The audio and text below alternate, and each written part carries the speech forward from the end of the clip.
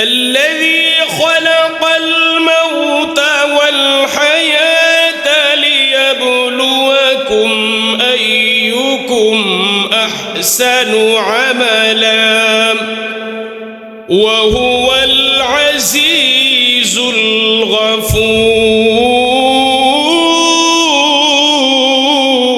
الغفور الله تعالى বলেন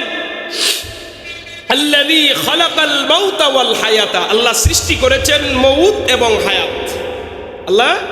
সৃষ্টি করেছেন মউত এবং হায়াত